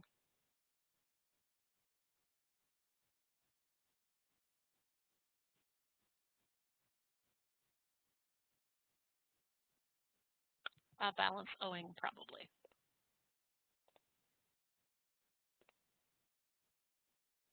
He has a refund. So let's find out why he has a refund. He did have an overpayment. He has a small clawback, but he also had a lot of tax deducted. So we still have to look at it and go, does this make sense? 61,000, 12,830. Registered pension plan is going to help. There's a deduction there. Small clawback. If you want to see how the clawback was calculated, you can double click on it and it will take you to your repayment chart. There's your worksheet and it's going to show you the clawback there. Just a small one, $50.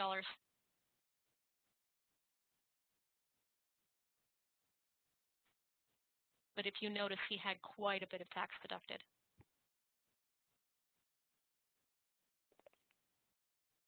So he had tax deducted from Service Canada and quite a bit on his T4. So his employer has adjusted. He may have filled out a TD1 asking for extra. All right, you should all now have 140331. If you have that number, give me a green check mark. If you don't, give me a red X.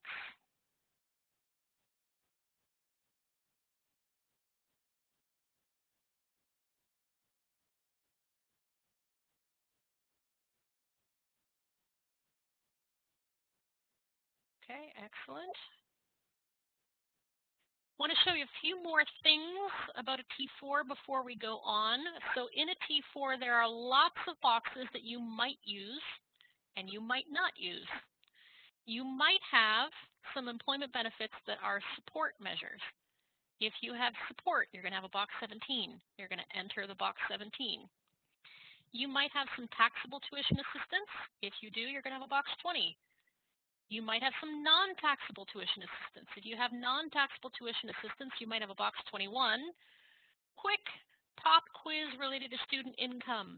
If you had non-taxable tuition assistance and your client has a T2202 that says tuition was paid, will they have a tuition credit? Did they pay for their tuition or did the government pay for their tuition? In that case, they will not have a tuition credit because the government paid for it. So those boxes, as you're entering the T4, you want to have that voice in the back of your head going, keep this in mind when I get to the student stuff, make a note of it and double check it. So those numbers are common boxes. We're going to see them. If you've overpaid your EI and you've had to repay it, you're going to have a deduction in box 26. If there's a reversal of income tax deducted, you may have a box 27. If you've repaid in the past, you're going to have a box 30. If you've repaid CERB, you're going to have a special box. If you get to that box and you have decisions you need to make, we'll talk about that when we do our wrap-up class. Okay. And then if you were on parental leave, so you had maternity leave or paternity leave, you'll have a box 37. So all of the things you need on a T4 slip are there. If it was maternity leave and not regular, you probably have a different repayment rate. So you might have had a repayment rate of 0. In this case, it was 30. So anything that's on the slip, you're going to find in one place. Okay. Be careful when you get to 2020 and you're doing T4E. 2020 has an extra box for CERB that was paid through the EI program. If you get to that box, you might need to go take a look at the warnings. I will let you know you'll have an extra box between box 14 and 15. Box 15 will be lower than box 14. The difference has to show up in the CERB box. So it's an explanation for your computer for why box 14 and 15 are different. Okay. But if that comes up in an office setting, you'll have lots of people who have had practice with that because many of us saw those CERB benefits in 2020 tax returns. So we'll be able to help with that. All right. So we've done Dave, we've done his T4E. I'm going to give you some more information now, and that is about a wage loss replacement plan. So I'm going to open up my information here. For this, I'm going to walk you through it very quickly, but I'm going to tell you that at the end of the day, we're going to delete it. So I want to show it to you 2 different ways, but we're ultimately going to remove it. Okay, so if you want to just follow along and watch and practice on your own at home, do that so that you don't get frustrated putting things in and taking them out. So I'm going to enter everything now and then we're going to delete it. Remember, wage loss replacement benefits can show up in 2 places. You might have a T4 with a box 14, or you might have a T4A with a box 107. I'm going to show you both options. So let's assume that from his employer, he also had some wage loss replacement benefits. What if in this case, let me see if I can do split screen again so you can see it, he actually had an additional $2,000 in wage loss replacement benefits. I would expect his T4 to say $63,000 in that case. I would have to ask him, what happened to you last year? Tell me everything about what happened throughout the year, and he's going to say, I was on short-term disability for a while. I'm going to say, was that through an employment plan? And he's going to say yes. I'm going to say, did you make contributions to that plan? He's going to say, I have no idea. We're going to go negotiate with the employer. We're going to get a letter back saying that $2,000 of that amount was from wage loss replacement benefits, and he contributed $500 to the plan. If that is what happened, my T4 will say $63,000. That's been added to income. If I want to deduct the portion he can deduct, I need to go into footnotes. Okay, so the income is already there. I don't have to touch it. It knows that that is included. I have to go into footnotes, and down at the very bottom of my footnotes, you're going to see wage loss replacement contributions, and that's the amount that it wants to put on line 10130.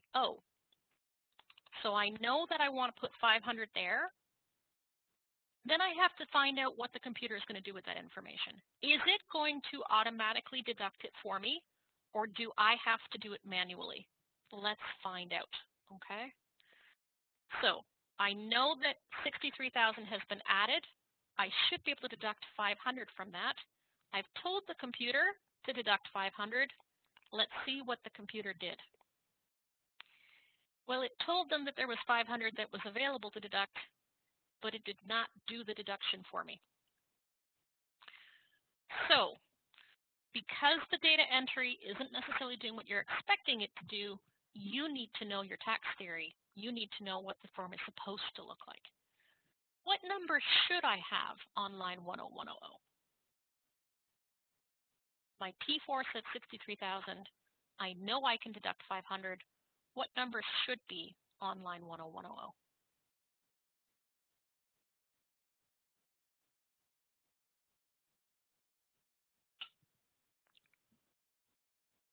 62,500. So in order to make that happen, I have to go in, and this is one of the few times in your life you're going to do this, I have to subtract 500. So I have to say 63,000 minus 500. I'm going to do that. And then when I go to the tax return, now it looks the way I want it to. I have to put the footnote in, and I have to manually do the calculation. If I've done that, I'm going to have at the end of the day total income 75,330. And the CRA will know that the T4 slip doesn't match what they have because 500 was contributions to their wage loss replacement plan. So the information is there. And Helene, yes, you can do the math right in the cell. I will officially teach you that next week. You can do simple math. You can do one addition, one subtraction, one division, or one multiplication inside a cell. You can't do a string, unfortunately. All right, I'm going to return this to normal now. I'm going to take out everything I just did, and I'm going to look at the other option. So the other option is that I got a T4A. If I got a T4A, I need to add a T-slip. So this time, I'm going to go into my T-slip, and I'm going to choose the slip I want. I want to choose a T4A. There's lots of other slips that we're going to learn about. We're going to be doing T4 RIFs, and we're going to do T4 OASs and T4Ps, T4APs, and we're going to do T3s and T5s and all those things. I just want a straight T4A. I'm going to say whatever the pension company or the wage loss or disability company is. And then I want to say that it is a wage loss replacement plan, which is a box 107. And this one's really fun because there is no box 107, but there's a really useful box 28 plus. Box 28 plus means more information. So somewhere inside other income, and in this case it's other employment income, but that's not helpful to know. Basically, if it's not in one of the other boxes, I need to look for payments from a wage loss replacement plan. It was $2,000 was what was on the slip. And then I know that I have contributions, so I want to report the contributions. And again, I'm going to do a footnote for the contributions, and it's note premiums paid to wage loss replacement plan. So this time in the note, I can say 500 there. Now, what do you think the computer will do for that? Will it automatically do the math for me or not? Well, I don't know the answer to that, so I'm going to go look it up. In my head, I said I have income and I have a deduction. Let's see if the computer did that for me. I'm going to go to the tax return, and this time it did do the math. So because it did the math this time, I don't have to amend the slip. It already knew to do it. Don't ask me why it works one of the times and it doesn't work the other time. That's how the program works. So when you're doing your data entry and you're expecting a result, make sure you're looking to see that you got the result you wanted. You're going to notice the net result is the same. So I have added $1,500 of taxable income. Because it was reported on the slip, I will not have the note as a reporting line because I haven't changed a box 14 on T4. And the only portion that's reported is the taxable portion, which is correct. And if I want to see how that number happened, if I look at my other employment income, it's going to tell me that it's the income minus the premiums. So the computer will tell me where the math came from as well. I can double check. All right, if you got that far, I would like you to go back in and delete what you just did because he did not have a replacement from a wage loss plan. So I'm going to take it out. If you want to practice this again, there will be a recording posted. You can follow along with the recording at your own convenient pace and practice a few of these. Or take some of the examples that we did in the beginning of class when we did it theory and see if you can make the computer match what you want the theory to look like. Just pick any of the files you've already done and create an imaginary wage loss replacement plan scenario for them. Put it in, take it out. If you have questions, let me know by email. What were you trying to do? What did the computer do? And I can help you fix it. All right. So that's wage loss replacement plans from the computer side. The theory is the difficult part. The computer part is not difficult if you know your theory, because you're going to keep looking at the theory to see what happened.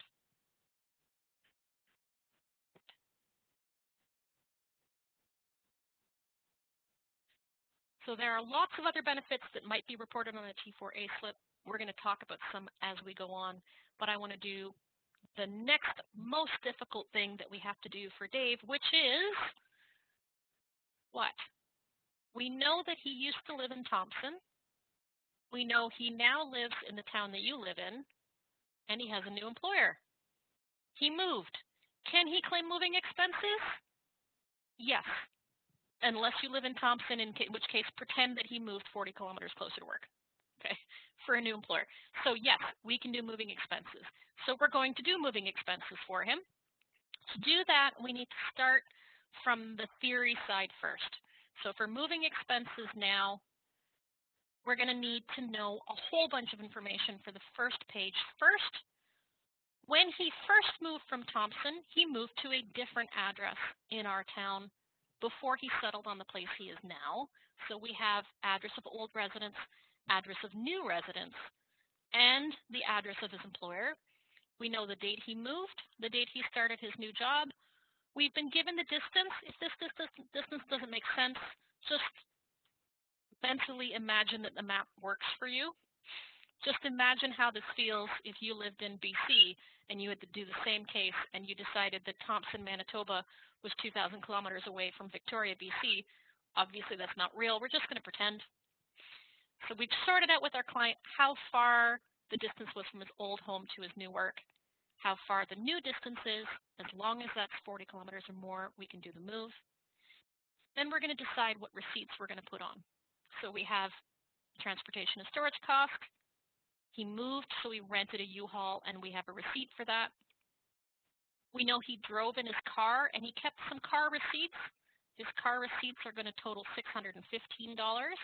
We're going to have to decide if that's better or worse.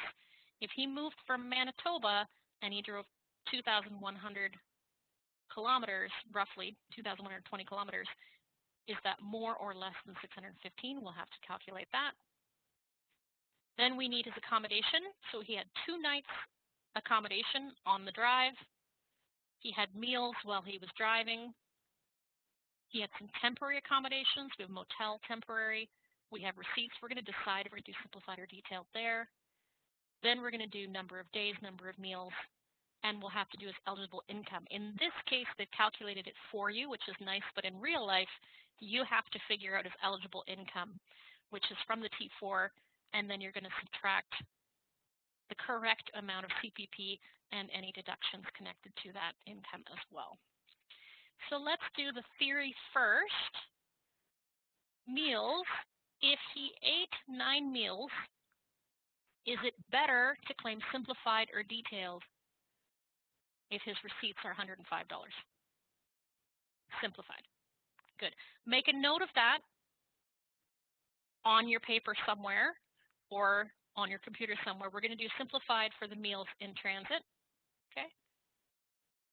Our temporary meals. And then meals in transit, or temporary meals, he ate 15 of them. He has $178. So again, simplified will be better for the meals. I probably want to do simplified for that. That just leaves the driving. Does anyone know the mileage rate for Manitoba?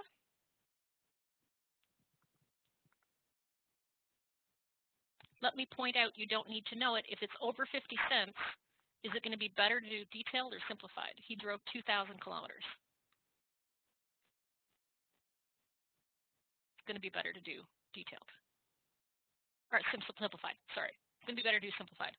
It's almost always better to do simplified, but we need to figure it out ahead of time, and I'm going to show you why. When you have your data, we can put it in the computer. So how do we do moving expenses? Again, I'm going to split screen so you can see what I'm doing while I do this. You need a moving expenses schedule. You can find it in the Smart Start. So if you go in the Smart Start, remember it's a deduction, so it'll be in the deductions section. or you can use the keyword T1M, T1-M, however, so you need to know the dashes in there or it's going to be hard to find it. So T1-M or keyword moving. So any of those will work. You have to pick detailed or simplified first. So if you're going to do a mix of detailed and simplified, you need to pick detailed. If I wanted to do some detailed and some simplified, I would use detailed for everything, and that would be my data entry, because you can't change the simplified data entry, but you can edit the numbers you pick for the detailed. In this case, because we're going to do simplified, I want you to do that one, but I want you to notice that the boxes you get are different. So as you're going through this, if your data entry looks different than my data entry, I want you to check at the top to say, did you pick detailed or did you pick simplified? Because as always, every selection you make is going to change your options. So we're going to pick simplified. You do have an option to do just the carry forward. So if he had carry forward moving expenses, there is a way of doing the data entry here as well. I'm not going to cover that today. It's just something that you know if it comes up in future in an office. It's not very common that we carry forward moving expenses because most people use it up with their income right away or they have it reimbursed. So it's just so that you know if it does happen, it's going to tell you essentially you're going to do a T1M with the moving date, whether or not you had an allowance, your income that was allowable, and the carry forward income allowable for this year and the carry forward amount. So much simpler detail or information. All right, let's pick simplified. I'm going to tell you this is not intuitive data entry. You're going to want to practice this because it has lots of keywords that don't necessarily make intuitive sense. Always start with the first page. So I want the first page to work. I need multiple addresses. The first address I need is the old residence. So when I pick address, I'm going to choose address of the old one. I want you all to enter that. 385 Public Road, Thompson, Manitoba, with a postal code. Remember, if this is not filled in completely, it will not be allowed. They will not give him the T1M if you don't have the first page fully filled in. Country, you can leave blank. Zip code, you can leave blank. It's going to open a new address box. I can now choose address of the new residence.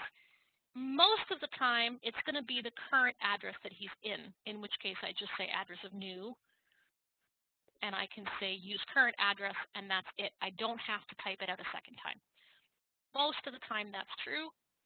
This time, it's not. This time, he moved twice, so I have to fill it in. So I'm going to choose address of new residence, and I'm going to type it again. Just as always, if you have the option of doing less work, do less work. So I'm going to do 1409 2nd Avenue. For me, it's in Winnipeg, R1Q, 1Q1. And then I need a third address because you always need 3 addresses. So it's going to open another address box, and I'm going to say address of the employer, A&A Packers, and it is 1910 Commercial Road in Winnipeg, with a postal code R2Q4T4. If you need more room because there's suite numbers and PO boxes and things, you can put all of that in the street section. So fill in as much as will fit on the form, basically. All right. Now I need to continue filling in the first page, so I need a moving date. And in this case, we decided his moving date. I need the date he moved out and the date he started work. I need 2 of them. The date he moved out, day, month, year, 4/4/2021. It'll open up a new box. I can do the new date, which is the date he started working, which in this case was May 1st. Those 2 dates are reasonable. I can continue. And I can't even generate a return without telling the computer the distance. So now I need the distance of the former residence to the new location.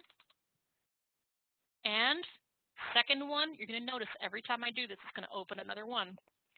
New residence to new location is 10. That has to be at least 40. At this point, I'm going to do something that you don't have to do, but I recommend it. Before I go on and I do all the difficult stuff, I like to have an answer. Did I fill out the first page correctly? I just want to see it. I can't see it until I put an income figure in. So what you can do is you can put a number in just to generate the form and make a note that says, this is the wrong number, I need to fix this. So I'm just going to pick any number, doesn't matter what it is, and then I'm going to put a note on it to say this is not a real number. You can do that by highlighting it and pressing the question mark. It's going to put a little warning on it, but it's not a red warning, it's a yellow warning, so that I'm telling myself, don't file this return until you answer. It's going to say keyword marked for income, but it's going to let me see the slip. So now that I've done that, I can go look at my moving one. It's going to give me that warning again, but this one I want. I want that warning there until I finish the moving expenses. This is me just trying the information and seeing how I get. So I'm going to open up my form. I'm going to look at my T1M, and I can see I have the tax here. I have his name. I have at least 40 kilometers here. I have everything filled in, details of the move, date that I started. I'm doing it to work or run a business. It is address of the old home filled in, address of the new home filled in, address of the employer filled in. Now I just need to start working on the next page. So you don't have to do that. I like to see it because there's so much data entry that it's really easy to make a mistake halfway down and not realize you missed something on the first page. And it gives me access to information. So when I do finish the return, if I can't remember how to calculate the eligible income, I can use the form to tell me how to calculate it. And I don't have to go look at my fillable forms or on the CRA because my computer will tell me these are the line numbers I'm looking for. I like to see the forms. This lets me see the form. Obviously, this number is wrong. We're going to fix it. So now I'm going to go back in here. I'm going to leave that imaginary number in just for now because I want to fill in the rest of it. So here's where it gets fun. If you can remember, the categories here are organized by keyword, but not in a way that makes sense. So if it says mover, they are talking about moving stuff. Anything with the keyword mover in it is moving your stuff. That's going to be your transportation and storage cost. So I can say U-Haul trailer rental, and I can say 250. Okay, I only get one mover cost line, so if it's a variety of things, you're going to do a summary of what it is and add them all together and put it in there. The next section is organized by travel or cost. So if it says travel, it means the cost that happened while he was on the road. And if it doesn't say travel, it means something else. So we have to sort out what happened while he was traveling first, and then we're going to do what happened when he was in temporary accommodation.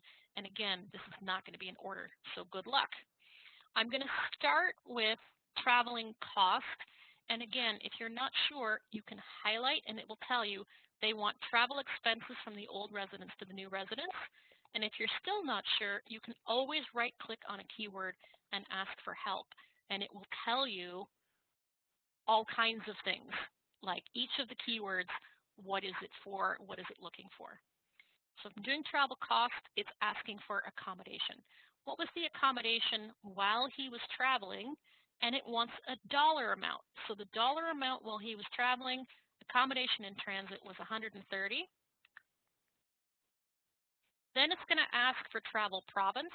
What province did he start traveling from? He started traveling from Manitoba. What was the method? Personal car. Then we need travel info. Travel info, multiple things. How many household members in the move? You have to have this. If you don't have it, you're going to have a problem. It's going to tell you it wants a number sign. There's your number sign here. I'm going to give you a 1. So if it says dollar, give me a dollar amount. If it says a number, it wants a number. It's going to open a new travel info. Now I'm going to say how many kilometers did he drive? and I'm going to say 2020. Again, it wants a number. I'm going to give it a number. I've told it Manitoba. It will calculate the mileage for you. It knows the mileage rates. You don't have to look them up as long as you started in the right province. And then finally, how many nights accommodation did he have? He had 2 nights while in transit. So I'm going to say 2 so that it knows that the accommodation receipts, probably going to see 2 of them, or it'll be 2 nights during the trip. Okay. Then I'm going to skip to the next travel line because I like to do these in order, and we're going to look for meals travel. This time it's asking for meals travel, and this is not intuitive. It doesn't want to know how many meals, it wants to know how many days first. So how many days was he traveling? He was traveling for 3 days, and then when I open it up, it's going to ask me how many meals did he eat in the 3 days. So it's going to ask for meals, and I'm going to say 9. If I put more than is allowed, the computer might not let you actually do that. It will do the calculation correctly, but you should be thinking about it. Ask the client how many meals did he actually eat. So in this case, 3 days, he ate 9 meals. He's allowed to eat 9 meals. I can continue with that. That's allowable. Okay, I'm going to stop there, and I want to look at the return again. So I'm still got my warning saying I haven't figured out the income yet. That's fine. I know that. Now I can go here and I can take a look at what we have filled in. You should have 250 on line 4 plus an explanation. 1 member in the move. Travel was personal car. 2120, and it did the calculation for you, 1102.4. 2 nights, and then 3 days with meals, 207. And again, at this point, I like to double check with his actual receipts and see, did I do a better job? If I did a better job, great. There it is. So now we have his travel. Then I can go back in and I'm going to do temporary living next. Does anyone have any questions about what I just did before I go on? So anything that says travel will be related to his in-transit. Anything that says mover will be related to his transportation and storage costs. Okay, let's go in and finish the next bit then. So again, when you go back in, you're going to have to reopen your data entry. You do that by clicking on the G, and that's going to open things up for you. So now I'm going to go find my temporary accommodation information. It's going to ask for multiple things here. Lodging cost, accommodation expenses related to it. It wants me to pick 1 or 2.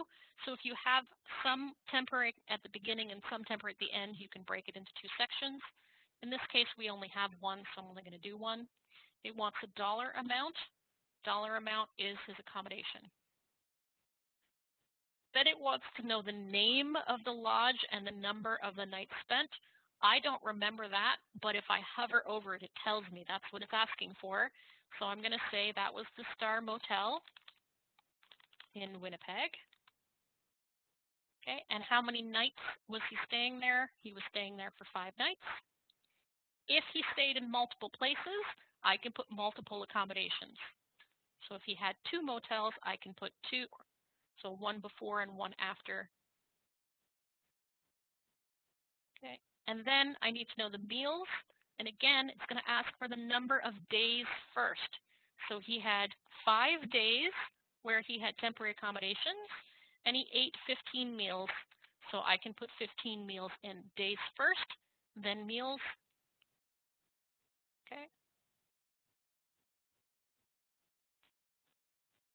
And then we're going to go to the tax return, and we're going to see what it did. So I have 5 nights in a hotel, $290, 5 days worth of meals, $345, and that's $635. Realistically, you usually have 1 more day than you have nights because you eat and then you sleep and then you get up the next day and you eat again. But you're going to figure out what actually happened. One of those days of meals may have been captured during travel. So the important thing is to make sure that at the end of the day, all of the numbers on here fit into the right category and make sense. There are other things you can enter. So we know that you could enter the cost of canceling a lease. You could have other costs, costs to maintain an old residence, incidental costs related to the move. You decide what qualifies, and then you tell the computer the category. If you sold an old home, you can put in a selling cost. After you've done an old home, if you bought a new home, it will let you do that. And Connie, if the receipts total more than simplified, yes, then you use detailed. And the tricky thing is, if you're using detailed, I'll just show you on that one. What you do in detailed, when you get to meals travel, you're going to have the number of days. For example, he traveled for 2 days, and then meals cost will be a dollar amount. So in that case, if you're doing detailed for the vehicle and simplified for the meals, then you have to do the calculation yourself. And then you put in the amount that you want it to be. Or if you're doing simplified for the vehicle and detailed for the meals, I would do the calculation for the vehicle myself and then put it in the dollar amount and then the actual receipt amount here. So it's a little trickier when you're doing detailed. We're not going to do it for today, but you can practice it. So if you want to do the same results that you have for Dave Duncan, you can do that using the detailed method and see if you get the same answer. So I'm going to open this back up again. Other things that you could do if he had an allowance, because his employer paid for some of it, you're going to enter in the amount of the allowance here. He didn't, so I don't have to do that. I don't think he did. Nope, he didn't. And then make sure when you're finished, you need to figure out what his income was. If you're lucky, all of the income was from one employer, so you can figure it out just based on what his net income was. If you're not lucky, you have to do the math. After we've done the math for you, it's going to be 712.50. When I enter a new number in there, it's going to make my question mark go away. It's going to assume I put the right number. And then anything that says OV is an override, do not use OV. Never, ever use OV. It will mean you cannot e-file that return. So that box is there when there's a problem with the program to fix it if we have to fix it, but don't use that box. All right, if you have done that, you should now have completed his moving expenses. His net should be $232,440. And then he is eligible to claim all of it. When he claims all of it, I think that is what I want it to be.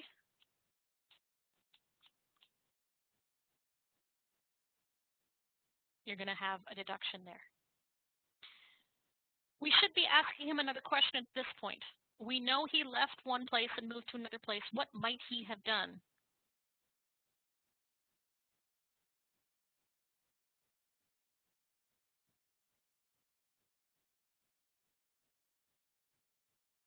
He moved from one address to a different address. He had one and now he has a different one. What question should we ask him on the return to avoid the most expensive mistake you can make on this return if you don't think about it? Did he sell his old home? Did he own it and did he sell it? And he's going to say yes. Okay. I'm going to show you that today, and then we're going to stop and we're going to finish this class next class because we're not going to get it all done. Okay, but I want to make sure we've done principal residence. So he sold his principal residence. Okay. We're going to find out when he bought it. He bought it in 2015. He sold it in 2021, and I have a selling price. I need to tell the computer that he bought and sold a principal residence. So very, very quickly, and I will refresh this next time. I just want to make sure you have it to look at. We need to deal with capital gains. So if I go to my Smart Start and I say capital gains, or if I use my keyword capital gains, this one I use the Smart Start because I do this one all the time so I know where it is. Capital gains, open it up. I need to tell the computer that he dealt with a personal use property. So we're going to choose number 7, personal use property. I'm going to say principal residence. It does not matter what I write on this line. This is for my information. When did he sell it? He sold it April 4th. It doesn't let me put a year because it knows he sold it in 2021. It's going to ask when he bought it. Hopefully you have an exact date. If you don't have an exact date, close enough.